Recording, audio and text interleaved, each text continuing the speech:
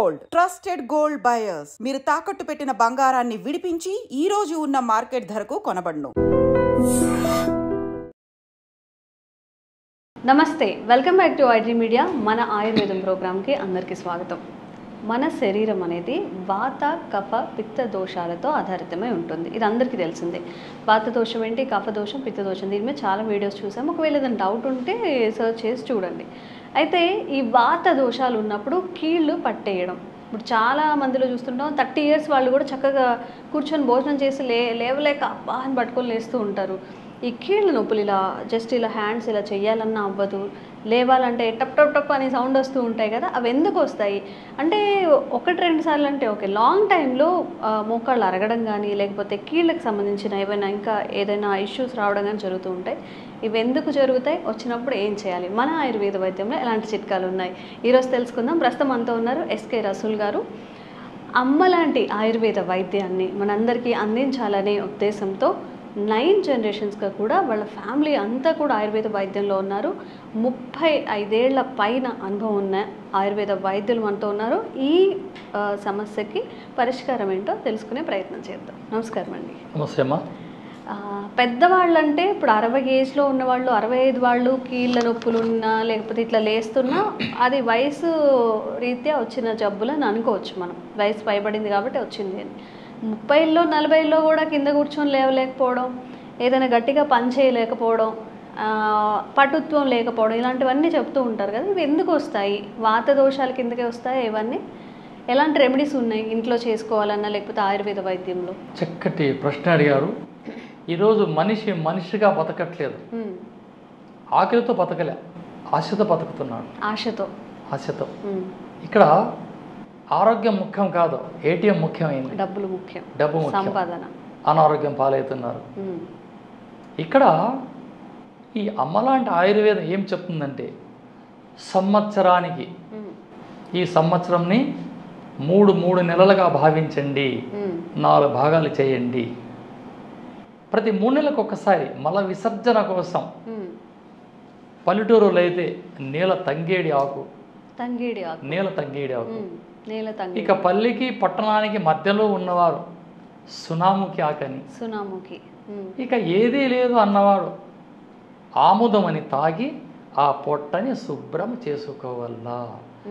ఎప్పుడైతే ప్రతి 3 నెలలకు ఒకసారి పొట్ట శుభ్రం చేయకపోతే వచ్చేదే ఆర్థరైటిస్, కీళ్లవాతము.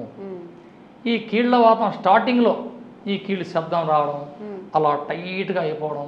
మనం పాత సినిమాలో చూస్తూ ఉంటాం, పెద్ద బంగళా, ఒక కారు ఆగుతుంది అక్కడ, ఆ వాటర్ క్యాన్ కోసం హీరో లోపలికి వెళ్ళగానే తలుపు తీయగానే ఏం శబ్దం వస్తుంది? కిటకిట కిటకిట శబ్దం వస్తుంది. అంటే అక్కడ గ్రీసింగ్ లేదు.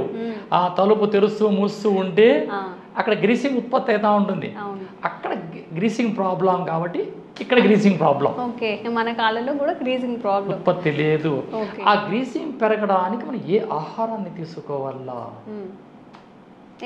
నల్ల నువ్వులు తీసుకుంటా ఉండొచ్చు, నల్ల నువ్వులు, ఆనియన్, ఉల్లిగడ్డ, రోజుకొక ఉల్లిగడ్డ తీసుకోవచ్చు, పెరుగన్నంలో తినేయాలి, ఒక నిమ్మకాయ తీసుకోవచ్చు. నిమ్మరసం శరీరంలో సిట్రిక్ యాసిడ్ ఉత్పత్తి కాదు, బయట నుంచి రావాల్సిందే. సిట్రిక్ బయట నుంచి రావాలి. ఇలా మనం ఆహారంలో అలవాటు చేసుకుంటే కీళ్ళ నొప్పులు మనకి రావు. ఇక వచ్చేసా రాకుండా ఆచరించమంటుంది మన ఆయుర్వేదం, వచ్చిన తర్వాత శాసిస్తుంది మన ఆయుర్వేదం. దీన్ని మనం ఏం చేయాలా? 100 గ్రాముల సొంటి చూర్ణం తీసుకోవాలా. రెడీమేడ్ దొరికేస్తాయి అవి కూడా, అలా వెళ్ళి తీసుకోవచ్చు, లేదా ఆన్లైన్లో తీసుకోవచ్చు. 100 గ్రాముల సొంటి చూర్ణం, 100 గ్రాముల కరక్కాయ చూర్ణం, 2 మిక్సీలో కొట్టండి. కాస్త బెల్లం వేయండి, మొత్తం కొట్టండి. చింతగింజ పరిమాణం మాత్రలు తయారు చేసుకోండి. రోజు ఉదయం 1, రాత్రికి 1 గోరువెచ్చని నీళ్లలో మింగి అలవాటు చేసుకుంటే 40 రోజుల్లో ఈ ఆర్థరైటిస్ సమస్యలు పోతాయి. కీళ్లవాతము, ఈ కీళ్ళన్నీ వస్తూ ఉంటాయి, ఇవన్నీ కీళ్ళలో సొట్టగేత, రుంద ఆర్థరైటిస్, ఇవన్నీ పోతాయి. ఇవన్నీ ఈ కీళ్ళ నొప్పులన్నీ గ్రీసింగ్ ప్రాబ్లం వచ్చేటివే.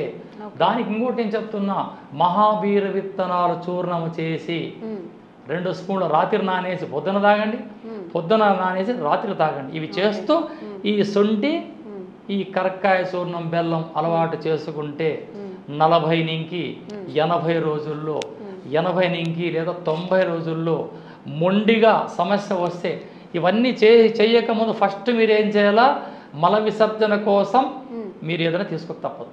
లేదా మెడికల్ స్టోర్కి వెళ్ళి ఫ్రీ మోషన్ ట్యాబ్లెట్స్ అంటే ఇస్తారు, తెచ్చి 2 వేసుకున్నారంటే అలా జాడించేయాల 2 రోజులు మోషన్. ఎప్పుడైతే ట్యాంక్ ఖాళీ అవుతుందో శరీరం ఉత్సాహంగా ఉంటుంది, యాక్టివ్గా కూడా అవుతుంది, నిద్ర వచ్చేస్తుంది, మంచి ఆకలి పుడుతుంది. దీనికి వీళ్ళు ఫస్ట్ చేయాల్సింది మల విసర్జన జరగాల శుభ్రంగా, నీట్గా పేగులని క్లీన్ అయిపోవాలి. ఈ నలుగురు శుభ్రంగా ఉండాల. ఆకలి, నిద్ర, మల విసర్జన, మూత్ర విసర్జన, ఈ 4 కరెక్ట్ ఉంటే 100 ఏళ్ళు పైగా బతికేస్తారు మనిషి. ఇంకా మనకి ఎలాంటి ఇష్యూస్, ఏ రోగం ఉండదు. ఇది నా అనుభవంగా చెప్తుంది. సింపుల్ చిట్కా ఇది. కొంతమంది చెప్తున్నారు, రీసెంట్గా ఒక డాక్టర్ గారు చెప్పారు, గుర్తులేదు, పేగుల్లో ఉన్న ఈ మలినాలు ఇవన్నీ తీసేసినప్పుడంట ఆ నెక్స్ట్ వీకే 4 kgs తగ్గుతున్నారట. అంత స్టోర్ అవుతుందండి మన పేగుల్లో? శరీరంలో రక్తం కన్నా నీటి శాతం ఎక్కువ ఉంటుంది. ఇప్పుడు ఏదన్నా మెడిసిన్ తీసుకున్న తర్వాత ఇది మన కరకాయ చూర్ణం వాటర్లో తీసుకునే మోషన్స్ అది ఒకసారి అయ్యేది.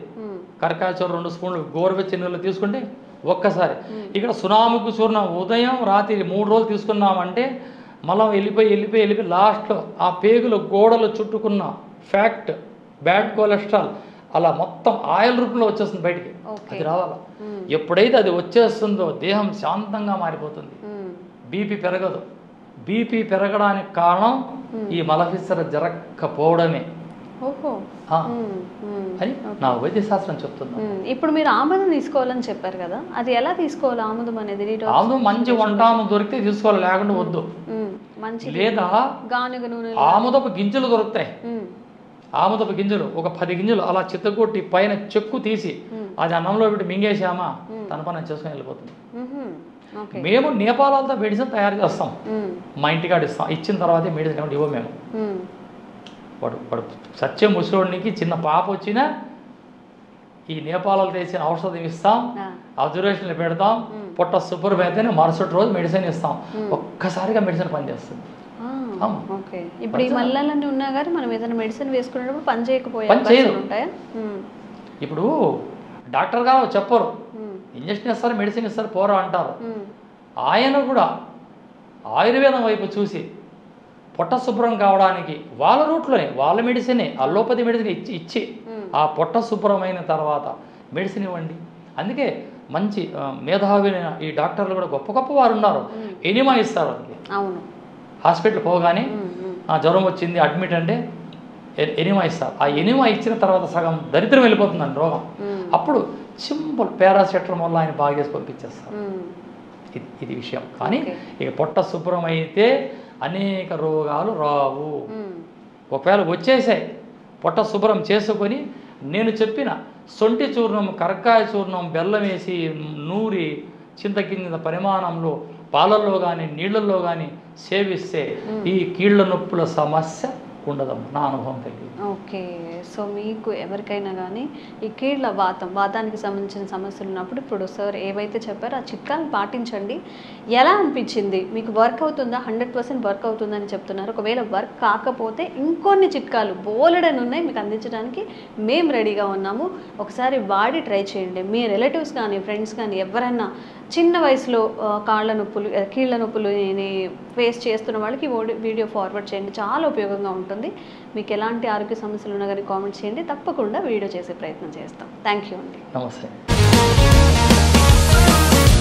Sir, one life lesson what medicine has taught you. Whatever you can do without expecting. But I really believe మన పాజిటివ్ యాటిట్యూడ్ ఉంటేనే మనం ఏదైనా సాధించగలం. గట్ ని మనం కరెక్ట్ గా డీల్ చేసినట్లయితే అది మనకి పాజిటివ్ హార్మోన్స్ ని రిలీజ్ చేస్తుంది. షుగర్ వచ్చిన వాళ్ళ పరిస్థితి ఏంటి? పొట్ట దగ్గర పెరిగితే దాన్ని ఆండ్రాయిడ్ అంటారు, ఆండ్రాయిడ్ ఫోన్ కదా. అసలు థాట్స్ ఎందుకు వస్తాయి? బ్రెయిన్ డెడ్ అంటే దానికి ప్రపంచం అంతా కూడా కొన్ని నిర్దిష్టమైనటువంటి లక్షణాలు. మానసికంగా ధైర్యంగా ఉంటే క్యాన్సర్ జయించవచ్చు. You are a doctor for a cause sir, అంతే. వాళ్ళకి వచ్చిన ఆదాయం కాకుండా ఫ్రీ సర్వీస్ ఎంతమందికో చేస్తారు.